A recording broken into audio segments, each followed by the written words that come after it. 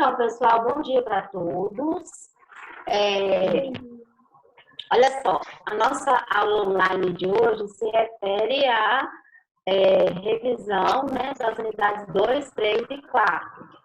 Essas unidades, elas serão cobradas na atividade avaliativa que vocês farão na semana que vem, ok? Quinta, geografia, sexta, história. Vocês vão receber tudo direitinho, o cronograma de orientação para os estudos, né? Vocês vão receber o cronograma, a data direitinho das provas e tudo. E no cronograma eu coloquei que as questões que eu posso cobrar dentro dessa unidade, né? As questões que eu irei cobrar, pode ser outras também fora da revisão. Isso não me impede de cobrar outras questões fora da revisão. Eu vou fazer um geralzão aqui agora da matéria da prova de história. Então, olha só, a prova deve ter aproximadamente umas 8 questões, né? Eu não sei se alguém já deu detalhes da prova para vocês. Vocês ficaram sabendo alguma coisa da prova? Não. Aham. Tá? Ah, de história? Não, de qualquer outra matéria. Ah, tá. Mais ou menos. Pois é. Então, olha só, vocês estão fazendo essas atividades revisionais aí essa semana inteira. Amanhã vocês terão outra aula online. Amanhã é com vocês, não é aula de geografia? Online, sim. Eu acho que Amanhã tem aula online de geografia também, onde a gente vai fazer essa revisão, né? E a matéria de geografia ela é bem pouca. Vocês lembram que eu estarei cobrando somente a matéria que não foi cobrada no TA. Por exemplo, no TA de História, eu cobrei a unidade 1. Então, vocês vão fazer a prova de História referente à unidade 2, 3 e 4. No TA de Geografia, eu cobrei a unidade 1 e 2. Então, vocês vão fazer a atividade avaliativa agora referente às unidades 3 e 4 de Geografia. Beleza? Então, vamos lá, gente.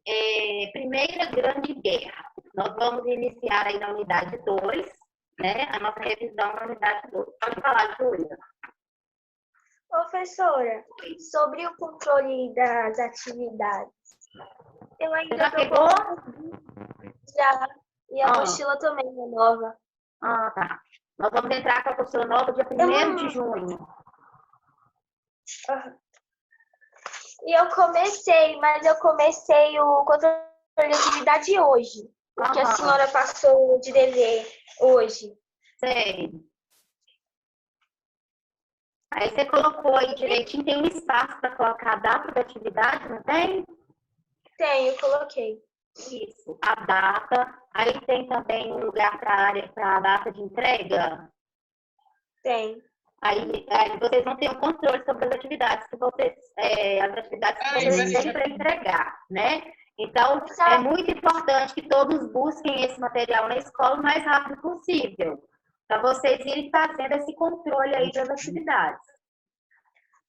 Tá, mas que a professora de inglês, não, de português, ensinou que pra gente escrever, tipo, essa aula aqui, pra mim escrever aqui.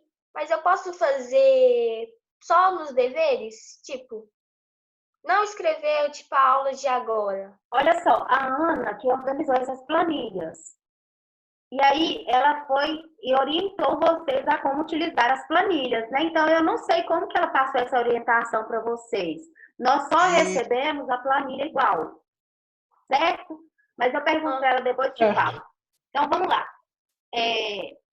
Gente, olha só. A Europa, né, no período pré-guerra, pré-Primeira Guerra Mundial, o período que antecedeu a Primeira Guerra, ela passava por uma fase muito linda chamada Belle Époque, né? Então, olha só, várias pessoas se destacaram no meio artístico, na cultura, né? Vocês sabem aí que Aí tem a imagem, né? A própria apostila traz a imagem aí do 14 bis aqui no Brasil, né? Então, a Europa, ela era considerada o centro do mundo, porque a Europa ditava a tendência, né? A Europa, tudo era top do momento. Então, assim, as pessoas queriam viajar para a Europa, era moda, estava na moda, né? As pessoas que tivessem condições financeiras, as pessoas ricas, todo mundo queria dar um passeio na Europa, não sei qual país, mas assim, tudo só se falava nisso, né? Essa influência que a Europa tinha e ainda tem sobre as outras nações, sobre os outros países do mundo, né? Então, assim, os países europeus, eles são bem influentes nos outros, eles exercem uma influência muito grande para os outros países, principalmente países subdesenvolvidos, né? Inglaterra, nós damos destaque aí para Inglaterra, para a França, para Alemanha, né? Então, eles exercem uma influência muito grande. Tem contato de várias nações. Bom dia, Leandro, tudo bem? Sem contar que várias nações subdesenvolvidas dependem dessas potências europeias. Você não sabia a hora, não? Vou colocar no mudo aqui, tá? Então, sem contar que várias potências europeias dependem aí dessa... Dependem, né? Elas exercem uma influência muito grande nos países subdesenvolvidos. Então, pessoal, esse brilhantismo da Europa, essa fase linda que a Europa teve no período pré-guerra, ela é chamada de quê? Belle Époque, né? Belle Époque. Então, vocês sabem que a França se envolveu num conflito chamado Guerra Franco-Prussiana. Esse conflito entre a França e a Prússia, ele aconteceu lá no final de 1887. Esse conflito aí entre a 1870, né? Essa guerra franco-prussiana, 1870. Então, nesse conflito, a Prússia era uma região que pertencia à Alemanha. Então, nesse conflito, nessa guerra franco-prussiana, a França, no fim da guerra, a França perdeu a guerra e perdeu 2 territórios para a Alemanha, são os territórios de Alsácia e Lorena. É por isso que existe esse termo, dentro da Primeira Guerra Mundial, esse termo chamado de revanchismo francês. Que o revanchismo francês, ele ficou, tipo assim, é como se a França tivesse com uma raiva da Alemanha presa aqui na garganta. Entenderam? Isso aí seria uma das causas para a Primeira Guerra Mundial.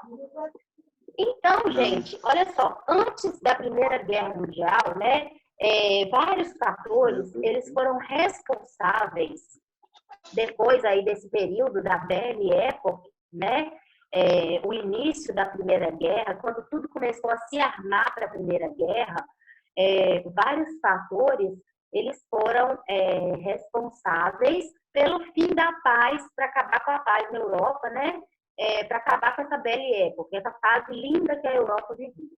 Então, entre esses fatores, nós temos os conflitos imperialistas. Eu acho que tem isso na atividade que eu pedi para você.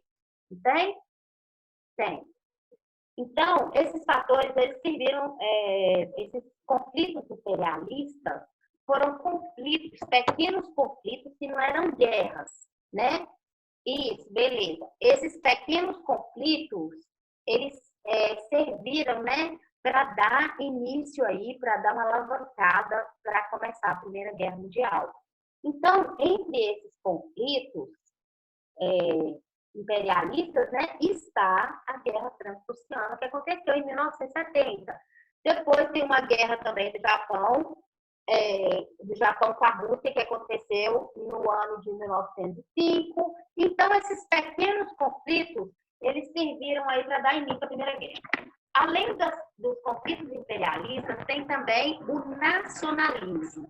O que é nacionalismo? Então, o nacionalismo exacerbado é um amor que a pessoa tem pelo país que vai além da conta. Isso é chamado de nacionalismo exacerbado, né?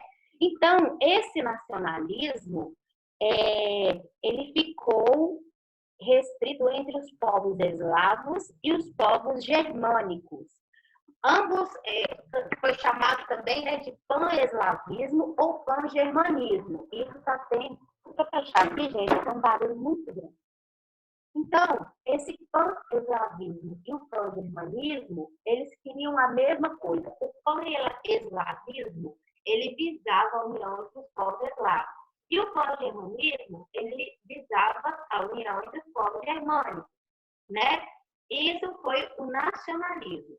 Dentro da política de aliança, o que foi a política de aliança? Separar os grupinhos que iriam combater, né? Então, tivemos dois grupos aí para dar início à Primeira Guerra, duas tríplices, né? Primeiro, a Tríplice Aliança, formada pela Alemanha, pela Itália e pelo Império Austro-Húngaro.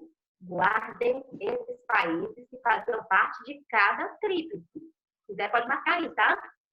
Isso aí foi a política de aliança, como que esses países se organizaram para a Primeira Guerra.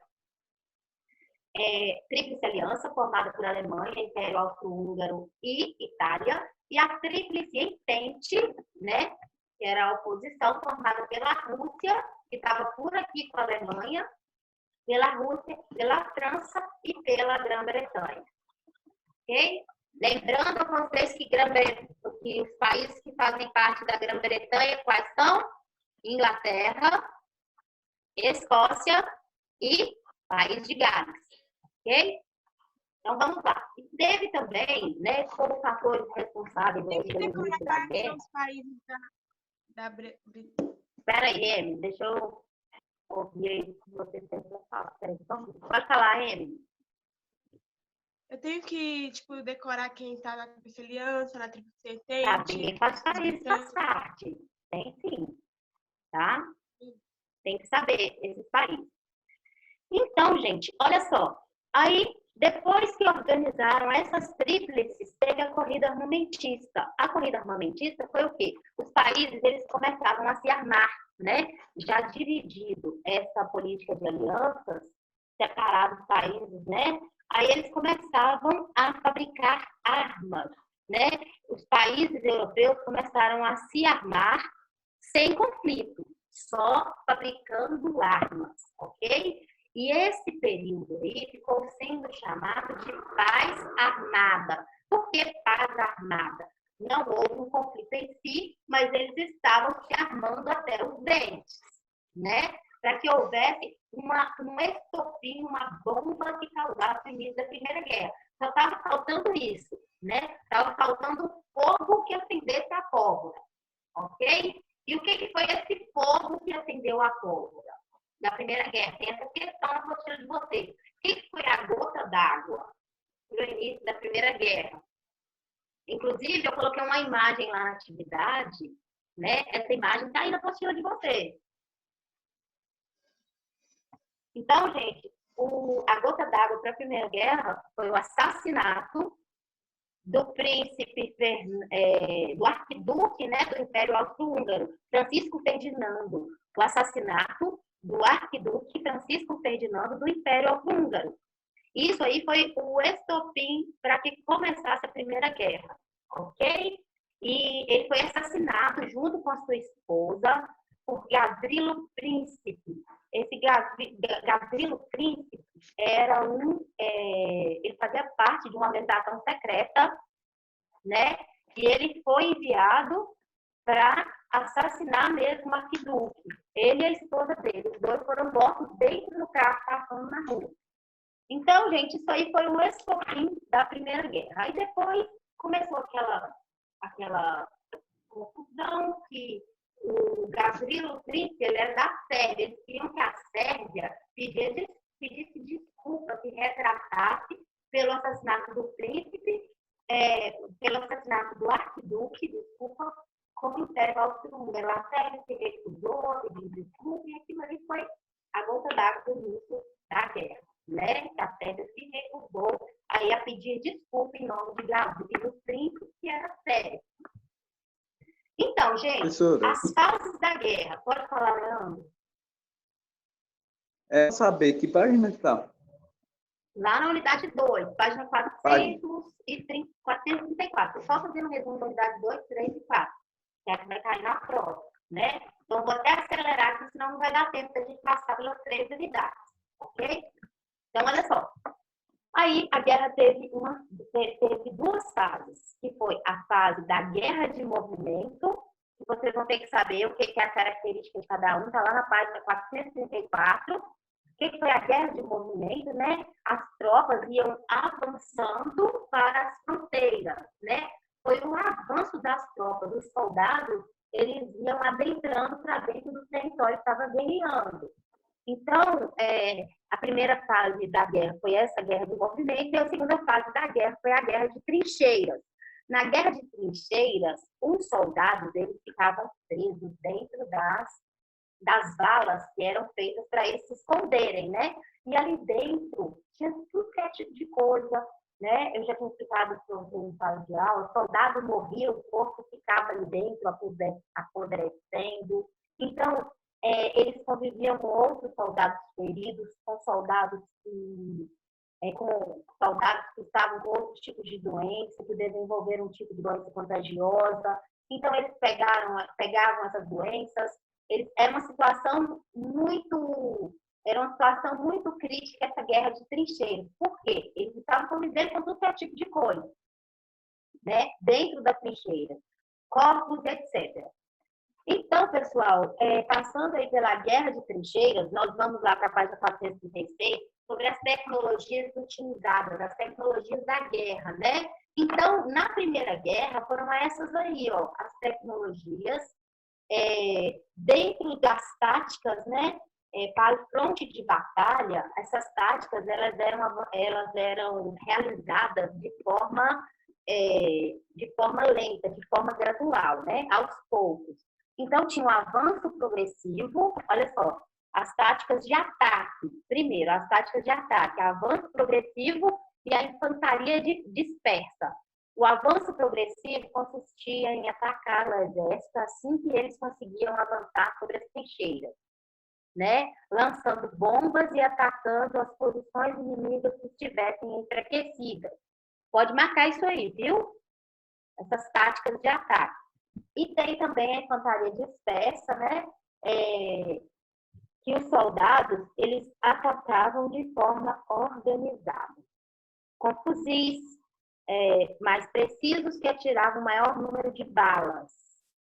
E não era necessário se juntar ao exército. Então, eles estavam dispersos, ou seja, em pontos específicos. Não ficava aquele grupão junto atacando em conjunto, não. Então, isso que era a infantaria dispersa, os soldados de espalhados. E aí, mais uma tecnologia de guerra, uma tecnologia de guerra, né, que foi o lança-chamas, criado com a intenção de tomar as trincheiras.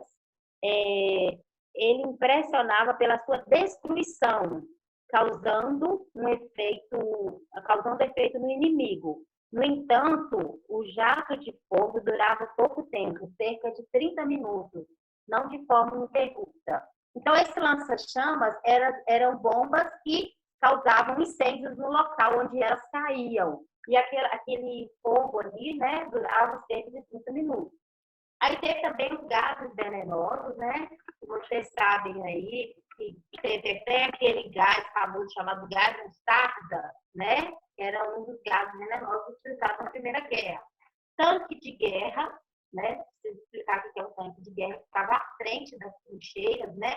Protegendo os soldados que vinham atrás, que vinham a pé. O tanque de guerra e aviões também foram utilizados nesses combates, né? Esses caças aéreos aí, mais exclusivos para a época, né?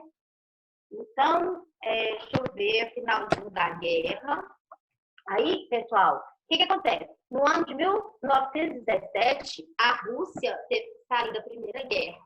Vocês sabem que a Rússia entrou na Revolução Russa e aí a Rússia teve que pagar uma indenização absurda aí para a Alemanha para poder se retirar da Primeira Guerra, inclusive vários territórios russos, né? Ela teve que dar esses territórios para a Alemanha para poder sair da Primeira Guerra, para poder participar da Revolução Russa.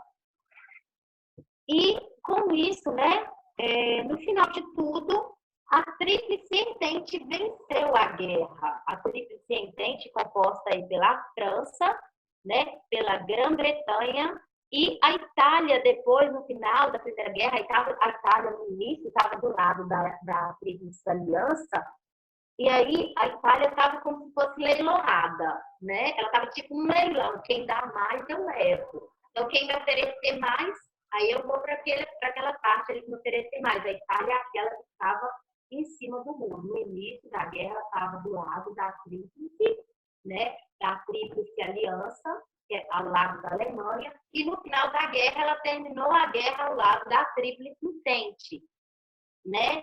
Então, gente, olha só, finalizando a guerra, Tríplice Entente vencedora, né? Foi posto para a Alemanha um tratado humilhante chamado Tratado de Versalhes. O que foi esse Tratado de Versalhes? Esse tratado foi um acordo feito entre esses países, né? Esse tratado foi assinado em Versalhes, em que esse tratado declarava a Alemanha totalmente culpada pela guerra, né? E nesse tratado, o que tinha nesse tratado? A Alemanha pagaria uma indenização altíssima. Essa indenização era muito acima do PIB que a Alemanha arrecadava, né? Muito acima do produto interno bruto da Alemanha. Então, ou seja, eles não teriam a menor condição de pagar essas indenizações.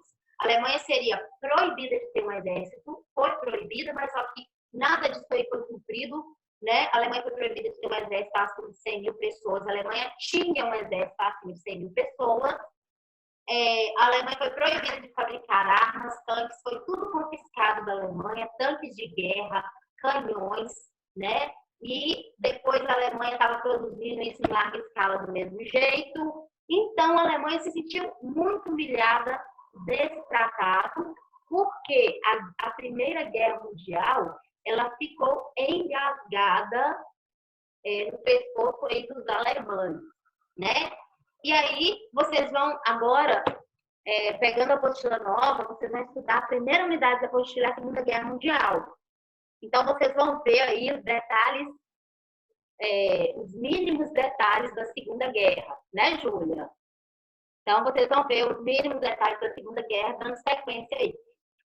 Então, a Alemanha também seria uma das precursoras aí da Segunda Guerra Mundial. É uma das precursoras da Segunda Guerra, né? Então, continuando aí. Agora vamos para a unidade 3, falar um pouquinho sobre a Revolução Russa. Ok? Vocês sabem que o regime na Rússia,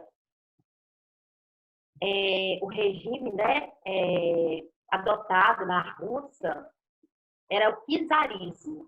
O czarismo, em que o czar, né, que era o nome dado aos imperadores da Rússia. Então, eles eram chamados de czares, né? Então, teve uma sequência de czares aí, e a Rússia, no final, eu vou falar sobre a situação da Rússia antes da Revolução Russa. Então, gente, antes da Revolução Russa e antes de iniciar a guerra, né, a Rússia era um país que se encontrava em completa decadência. A Rússia era um país super atrasado tecnologicamente, agricultura atrasada, com técnica rudimentar, semelhante ao sistema feudal. Olha só, em pleno século XIX, a Rússia, com essa tecnologia toda atrasada, típico de sistema feudal. Então, pessoal, nesse quadro aí, né, essa questão de a Rússia estar nessa decadência toda, 80% da população russa vivia no campo e 20% da população vivia na cidade, ok? E essa população, tanto a população que estava na cidade, que passava necessidade, quanto a população que estava no campo, principalmente que estava no campo, né? Então, gente, olha só, e essa parte que estava na cidade era um pouco industrializada. Só que dentro dessa indústria, né, eles tinham funcionários, operários, trabalhando até 16 horas por dia, né? Recebendo baixíssimos salários, convivendo com péssimas condições de trabalho, passando fome, né? Literalmente passando fome, e essas péssimas condições de trabalho. Aí, nesse cenário aí, né, surgiu dois nomes de socialistas e depois eles ficariam responsáveis, né? Eles seriam responsáveis por difundir o socialismo no mundo. O socialismo começou através desses dois, que é o Karl Marx e o Friedrich Engels, né?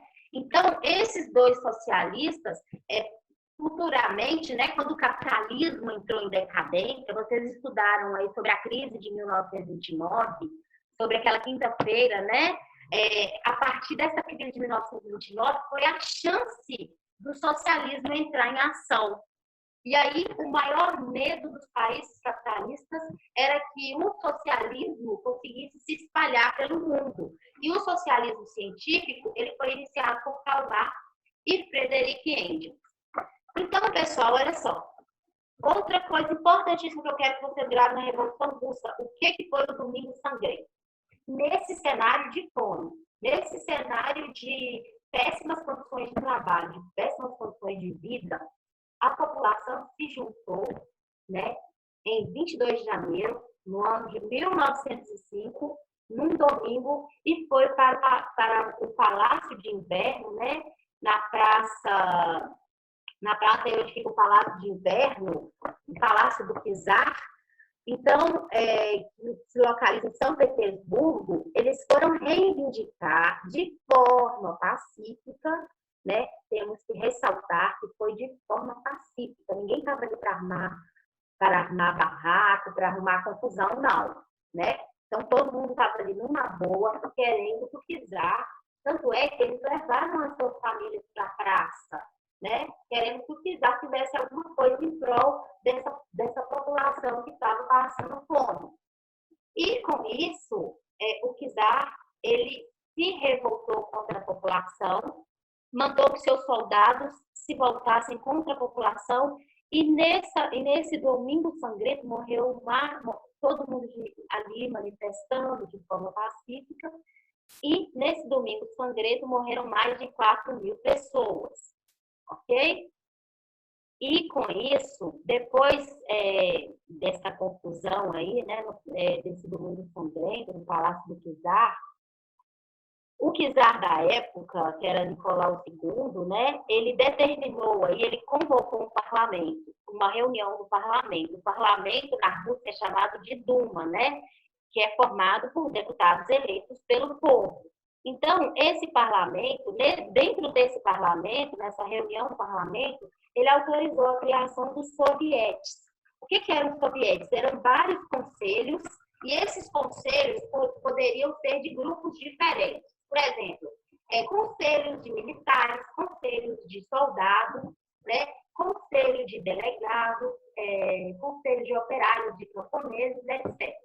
Então, esses sovietes, eles eram vários conselhos formados por várias classes diferentes, né? Então, os sovietes foram criados, e com isso, o Czar pensou que pudesse, né, acalmar a população, chamando o parlamento, criando esses conselhos, dando mais voz ativa aos camponeses, aos operários, né? Ele tentou, de certa forma, apagar o incidente do Domingo Sangrento.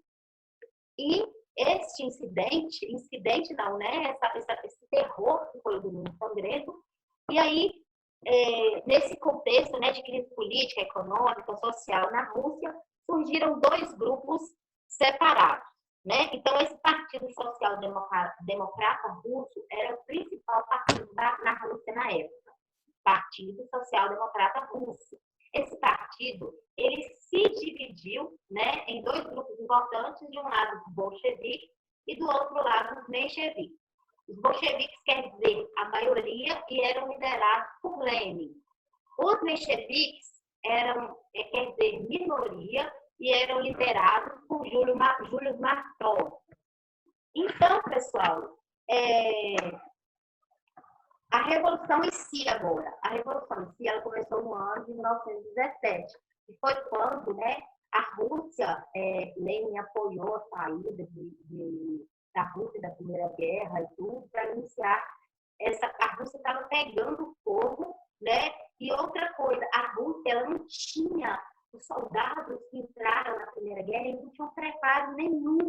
Então, as famílias estavam preocupadas com os soldados que foram para a Primeira Guerra Mundial, eles não tinham preparo, eles não eram soldados, eles eram simples mortais, convocados para guerrear, para lutar na Primeira Guerra. Né? E, com isso, os conflitos na Rússia, eles só aumentaram.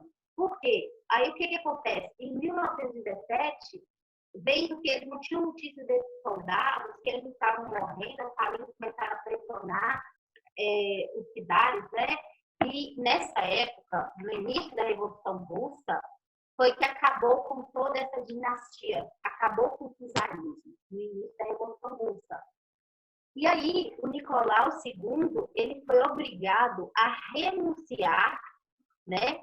O czar Nicolau II foi obrigado a renunciar, e ele e a sua família foram trabalhar aí em uma construção de linha férrea como meros mortais, né?